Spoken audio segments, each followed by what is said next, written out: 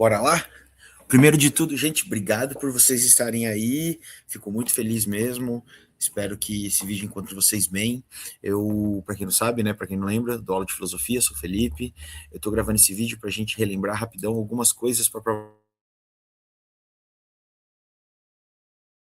fiquem atentos ao que eu vou falar um pouco para que vocês vão bem na prova. Lembrando que é uma prova escrita. Então, primeiro e antes de tudo, leia a pergunta, leia o que se pede no exercício. Isso vai ajudar muito vocês a ter um norte no texto. Assim sendo, pessoal, estejam abertos a ler o texto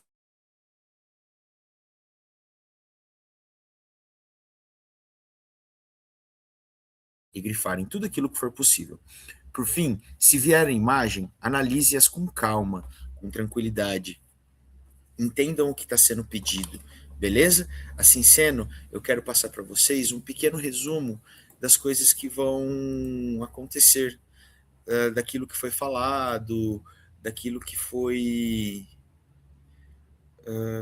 daquilo que foi comentado em aula, para que vocês se dê bem um pouco na hora da prova. Claro, nada supera a presença na sala de aula, mas para esse debate em filosofia, eu queria começar conversando com vocês sobre a palavra, né? Amor ao conhecimento aí. E filosofar significa se espantar, se indignar com as coisas delas, fazer uma reflexão sobre o ambiente, sobre o espaço e não aceitar aquilo tudo que se coloca.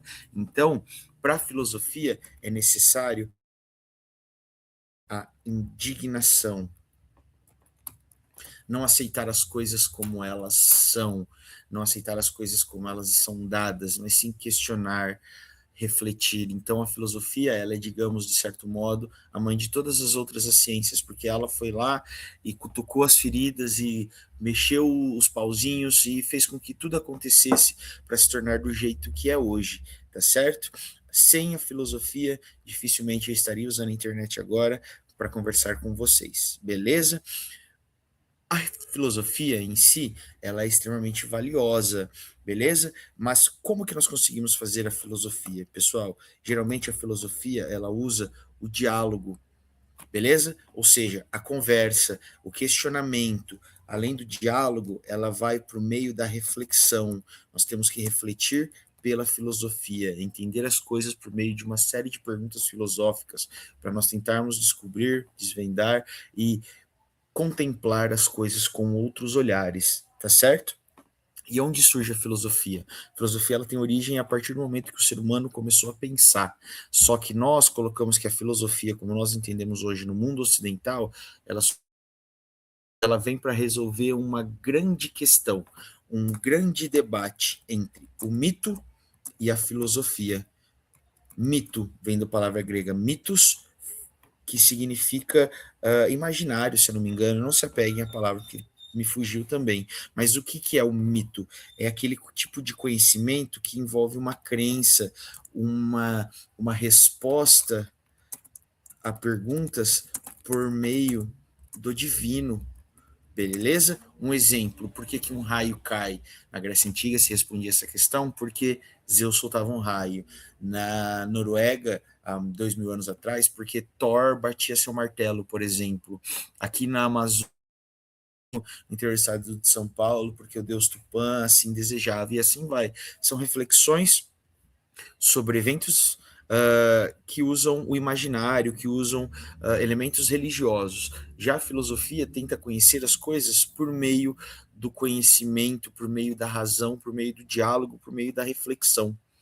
Então, mito e filosofia, elas andam de mão dada, mas elas também se separam em muitos momentos. Por exemplo, os dois, tanto a filosofia quanto o mito, eles buscam explicar o mundo. Cada um do seu jeito tenta explicar o mundo. Só que a filosofia usa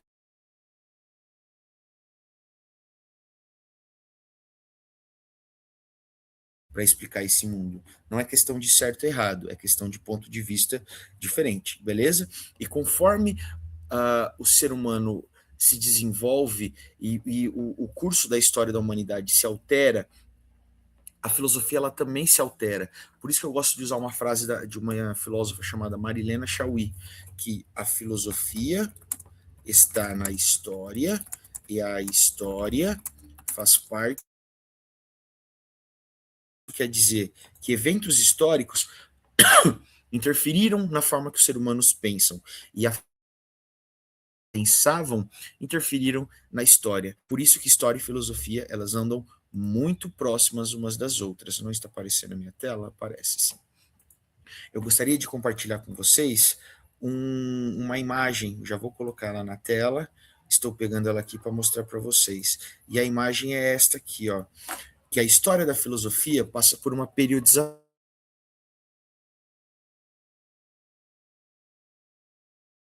moderna e a filosofia contemporânea. Tá? Alguns colocam filosofia do século XIX aí. Mas vamos analisar aqui. A filosofia antiga, ela estuda a natureza, a physis, né, como é chamada, e a totalidade do mundo, entender o conhecimento, a razão, as perguntas essenciais de onde somos, para o que estamos fazendo aqui. E nós temos muitos filósofos que vão tentar lidar com esse tipo de pergunta, como, por exemplo, Sócrates, Platão e Aristóteles. Na Idade Média, com a forte influência do catolicismo, a filosofia ela dá uma guinada para um aspecto religioso. Ela tenta preencher o diálogo entre fé e a razão. Então, momentos que mito e logos, né, mito e parados, há momentos que eles vão se juntar. Então, por exemplo, nós temos aí São Tomás de Aquino, Santo Anselmo, Santo Agostinho, uma série de santos filósofos que tentam preencher alguns espaços pela fé e tentam preencher a fé por meio da razão filosófica, beleza? Em outros momentos, né, na filosofia moderna, o conhecimento, o homem e o ser humano, a verdade humana, também é levado em xeque. E aí nós temos ideias de filósofos como René Descartes, David Hume e Kant, que eles tentam entender a razão humana, né? A forma de nós pensarmos, de conhecermos, de aprendermos as coisas. E por fim, nós temos a filosofia ali do século XIX, a filosofia contemporânea, que elas meio que se debruçam sobre a realidade, sobre a beleza, sobre a estética, sobre o mundo em si, e nós temos uma série de tipos de pensamentos que a filosofia ela não é mais a ciência mor do mundo que explica tudo. Elas são modos de se questionar e entender o mundo como ela acontece, como, por exemplo, a ética, né, a bioética, entender o espaço da medicina, o que é certo, o que é errado. Então, a filosofia está na história e a filosofia tem história. Isso é importante nós sabermos. Beleza? Então, se a filosofia ela trabalha com tudo e ela mexe com tudo, eu queria mostrar uma outra coisa para vocês. A filosofia possui campos filosóficos de debate. Por exemplo, quando a filosofia tenta entender o belo e as intenções da utilidade da arte, ela é fonte de estudo de uma forma filosófica que nós chamaremos de estética, ok? Quando a filosofia se debruça na política e ela tenta entender o que é o poder, como que é a legitimidade desse poder, o que é o poder soberano, por que, que um rei manda, até o limite que vai o poder. A filosofia ela se debruça na política, tá certo? Então a estética é quando a filosofia tenta refletir sobre o belo, política é quando a filosofia se debruça literalmente pela política, ok? Tá bom? E aí nós temos outras questões filosóficas aí que nós podemos nos debruçar, como por exemplo, peraí que deu uma travada.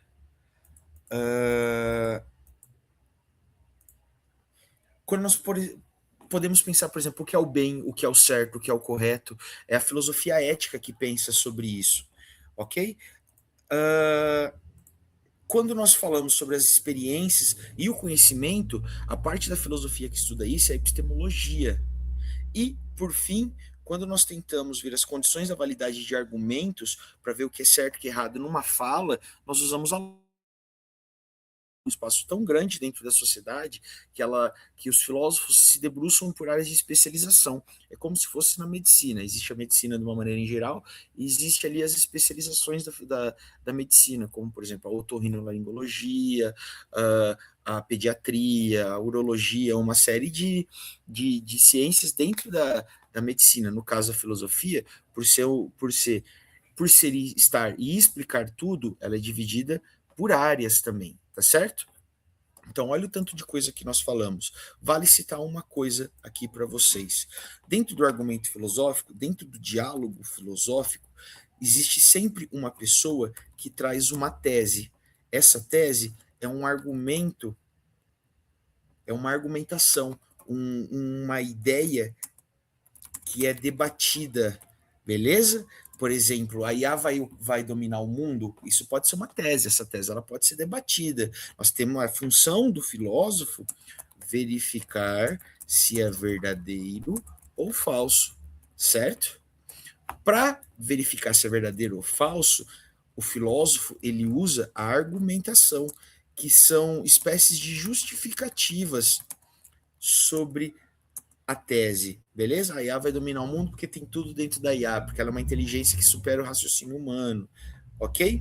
Posso citar um exemplo de tese e argumentação por meio de um dos pais da filosofia, né? O pai da filosofia, como nós conhecemos, Sócrates, que usava justamente o diálogo entre as pessoas para demonstrar que o conhecimento ele precisa ser constantemente alcançado, e ele usava do diálogo, da conversa com as pessoas para fazer com que elas parissem, né, ele chamava de maiêutica, um tipo de conhecimento que as pessoas não entendem de fato. E é função do filósofo mostrar para as pessoas que esse argumento dela, que esse saber de tudo sobre determinado assunto é falso. Então, fazer com que o filósofo tinha como função, né, no caso Sócrates, fazer com que as pessoas percebessem que elas não sabiam das coisas e elas tinham mais de conhecimento, beleza? Isso é chamado de maiêutica. Pode cair para vocês um pouco, beleza? Ok? Já meio que encerrando, eu quero mostrar algo que foi mostrado em sala para vocês e pode ser cobrado, que no caso, só um momento, deixa eu pegar uma imagem que eu fechei sem querer a aba aqui quando tinha travado, que é um quadro, A Escola de Atenas, de Rafael de Sanzio. Ali eu quero trabalhar dois aspectos com vocês. Só um momento que está sendo carregado. Senão eu vou pelo próprio slide que eu tenho aberto aqui.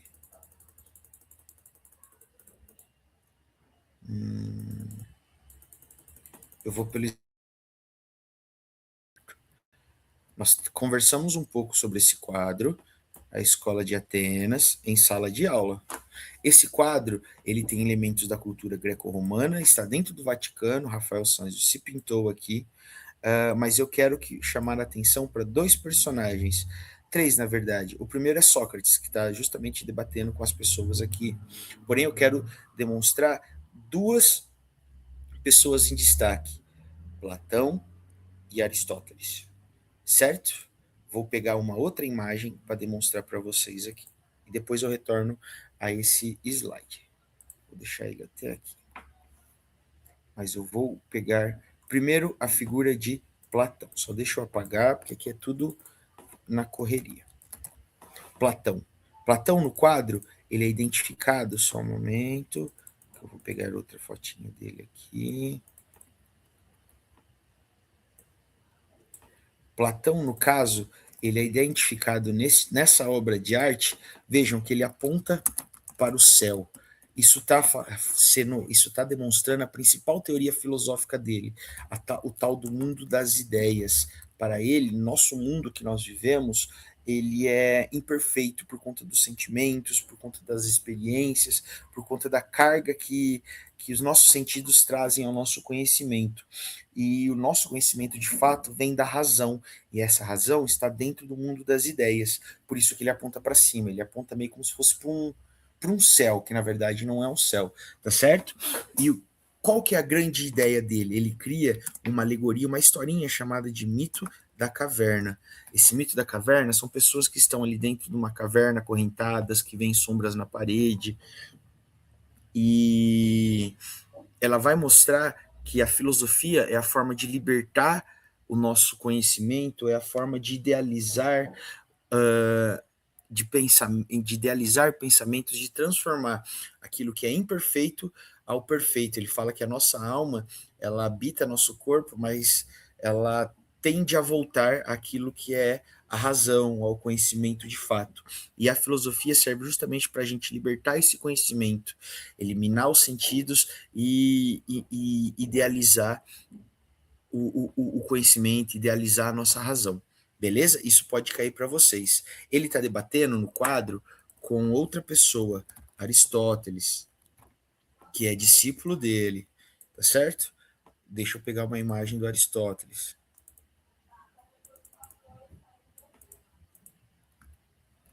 Vou colocar aqui para vocês. Já Aristóteles, já estou acabando, tá, pessoal?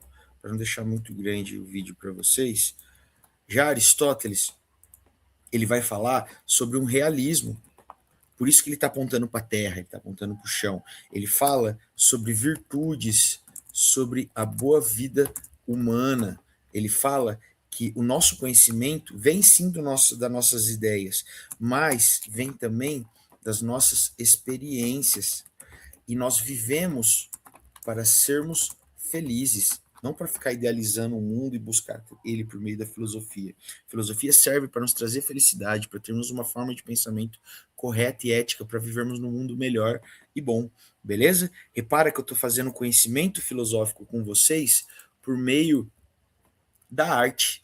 E se vocês se lembrarem, a arte ela é debatida dentro de um campo da filosofia que nós chamamos de estética, tá certo? Onde nós vamos buscar reflexões filosóficas pela arte, pela análise da arte, para entender os sentimentos que a arte provoca na gente, para entender o impacto dos sentidos humanos dentro de uma obra de arte, como a obra de arte provoca individualmente sensações diferentes em cada uma pessoa. Mas isso significa que nós não podemos simplesmente aceitar aquilo que vem da arte. Olhar um quadro e falar, nossa, que legal. Nós temos que simplesmente analisar, refletir, pensar e questionar essa arte. E isso é feito dentro de um campo filosófico que nós chamamos de estética. Certo? Beleza? Acredito que essa revisãozinha pode ajudar um pouco vocês. Tá bom, galera? Então, eu vou ficando por aqui. Vai dar tudo certo. Façam com calma. Vão lendo que as respostas vão aparecer na cabeça de vocês, porque vocês são demais, beleza? Obrigado por estarem até aqui e vamos que vamos, gente.